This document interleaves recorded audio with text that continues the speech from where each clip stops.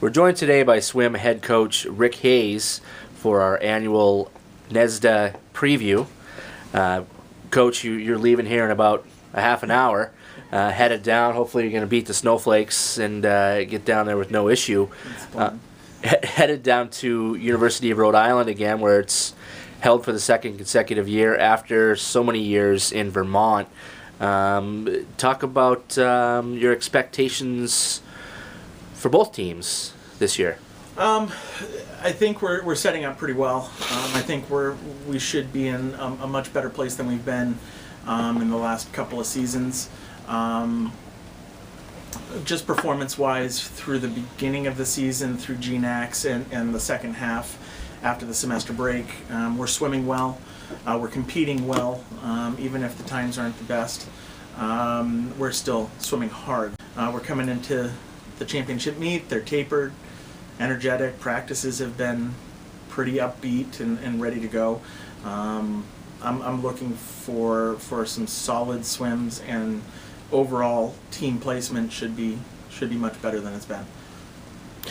Now, this is the meet that everybody gears towards. There's the conference championship, which is before break, and that's kind of you have a short spell to be prepared for that.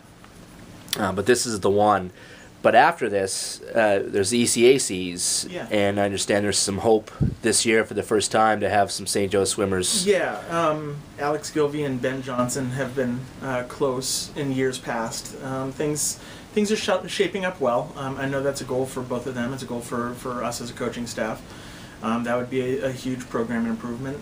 But if it doesn't happen this year, we've still got next year. The way I look at it is, if we can keep making those steps forward instead of backwards, then that's a good thing. So even to have that conversation of this is a possibility is a very good thing. Very successful seasons for both teams. I don't know if we can call the women's team young still. We probably can. One senior, big junior class, and then sophomores and freshmen. And the men's team, a smaller group, but some talent there. Just kind of recap the year for both teams in a couple minutes or less, I guess. Okay. On the women's side, we were 3-4. What's been really great about this year is we've got some homegrown talent that folks that came in their freshman year and have progressed through over the last couple of seasons and are now contributing every single meet.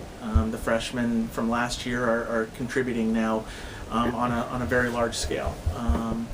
I think the success has been from the depth on the women's side. On the men's side, true, we have a smaller team, but we've got some very talented swimmers. That's how we've been able to go 4-2 on the men's side. Against some much larger teams. In some cases, being the team was double our size, and we were walking away with win. You don't do that unless you've got some talent. So on both sides, I like how we're shaping up. Going forward in years to come, I think if we can improve on the depth on the men's side, we're going to be that much better. And if we can improve on the growth from inside, and as well as bring in some recruits, the women could be very, very solid going forward. It's been a good stepping stone here for us. It seems to be every year. This is the event where you look for records to fall, and that records list is getting tougher every year to top. Yeah, obviously when I first got here, the program had only been around for a year, so pretty much every time there was a meet, we were breaking a record. And then over the last couple of years, it's been this meet where we set the records. The sport of swimming is difficult in that a lot of the best times are achieved early on in the season because they get beaten down with the training and such.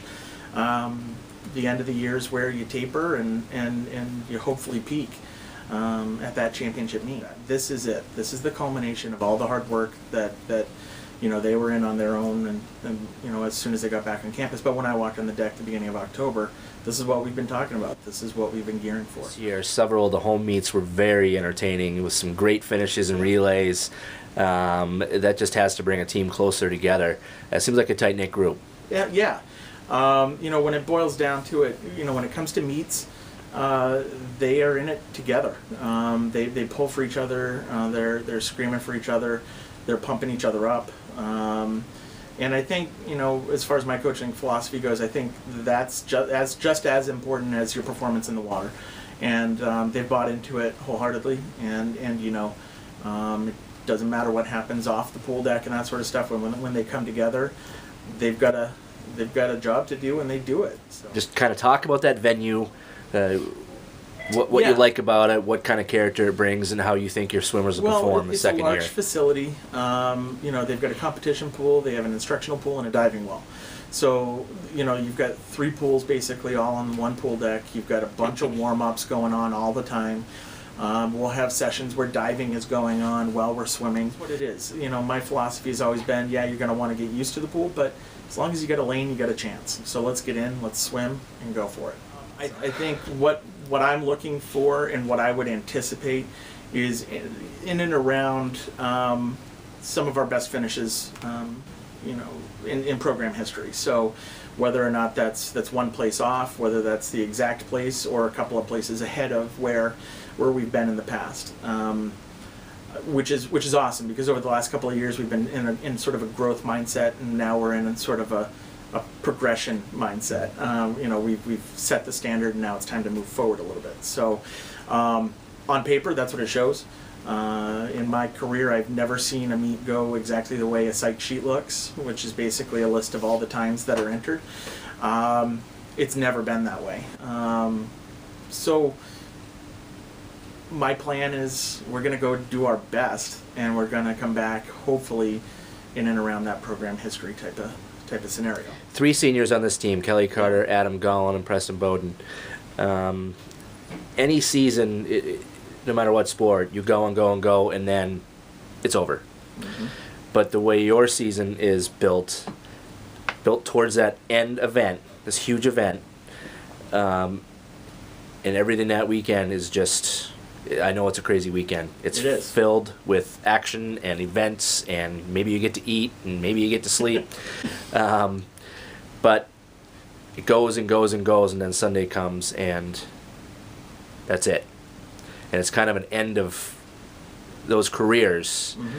It's kind of talk about that moment a little bit, where how the team reacts to that, how the team kind of rallies around knowing that there are 3 seniors and let's do it for them kind of mentality. We've had that mentality at GNX. We had that mentality at our last dual meet and senior day. And New England's is interesting because it's in some cases it is the final part of their college career. It's hard to put into words because you make such good bonds with these kids. I didn't recruit Kelly; she came to me sophomore year, but we've learned a lot about each other and shared a lot and grown close. I recruited Preston and I recruited Adam, so I knew them before they were even here. And you look at that and you hope that you taught them something, and that not even just in the pool, but just in general. And although it's an end in the pool, it's just the beginning of what turns out to be some great friendships. I'm still very close with a lot of my graduating folks and keep in touch, and it's great to see them in person when they come back, or I happen to be on the road and visit one of them. It's just, there's a special bond, and it's almost like it seals the deal at New England's, and that this phase is over and we're moving forward in a completely different relationship now. So.